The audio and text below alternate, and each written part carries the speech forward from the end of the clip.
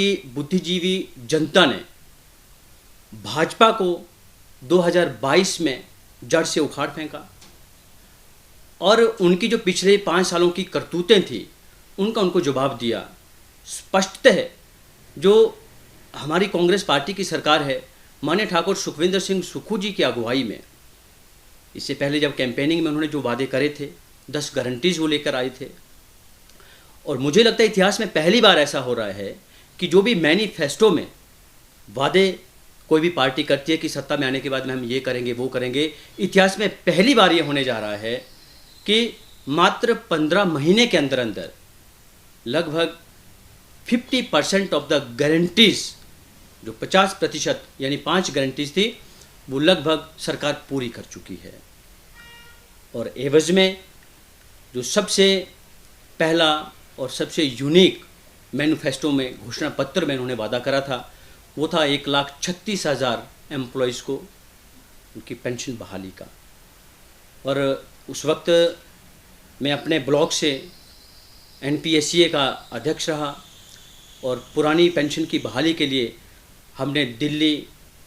चंडीगढ़, शिमला, धर्मशाला इत्यादि में कई प्रकार के धरने दिए और उसमें हमारे ही कई कर्मचारी इस तरह से कहते थे कि शायद ये संभव ना हो। तो उस वक्त शायद गलती में उन्होंने वोट भी इधर उधर किया हो, परंतु अब कर्मचारियों को ये पता चल चुका है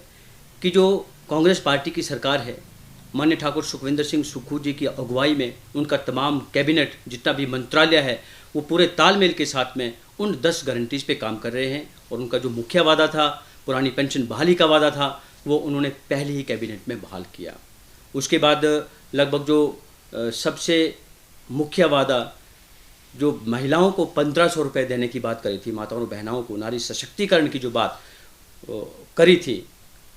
कांग्रेस पार्टी ने, तो सत्ता में आते ही लगभग 15 महीने अभी बीते नहीं हैं, तो वो 1500 रुपये महिलाओं को देने की घोषणा बाकायदा कर चुकी है। और ताज्जुब की बात यह है कि भाजपा की, चाहे यहाँ विपक्ष की सरकार है, चाहे केंद्र की सत्ता की सरकार है, यहाँ हमारे हिमाचल प्रदेश में जो जनता के लिए वादे किए थे और उन वादों को हमारी कांग्रेस पार्टी की सरकार पूरा कर रही है, इससे वो पूरे बौखलाहट में है। अब उनको अपनी ज़मीन खिसकती नजर आने लगी है। उनको कहीं ना कहीं लग रहा है कि जिस तरह से हिमाचल प्रदेश में कांग्रेस पार्टी की सरकार आम जन के हित में, आम लोगों के हित में, किसानों के हित में, गरीबों के हित में काम कर रही है, और जिस प्रकार हमारे हिमाचल प्रदेश में कांग्रेस पार्टी की सरकार के ऊपर लोगों का विश्वास बढ़ता जा रहा है, दिन प्रतिदिन आपने देखा होगा ग्राफ बढ़ता जा रहा है, तो इससे ये बुरे तरीके से बौखलाहट में है। और इस बौखलाहट को देखते हुए अब उनको अच्छे और बुरे का पता नहीं चल रहा है कि हम जो अगला कदम उठाने वाले हैं वो अच्छा है या बुरा है। आपने पीछे देखा होगा जब बजट पेश हो रहा था तो खरीद फरोख्त हुई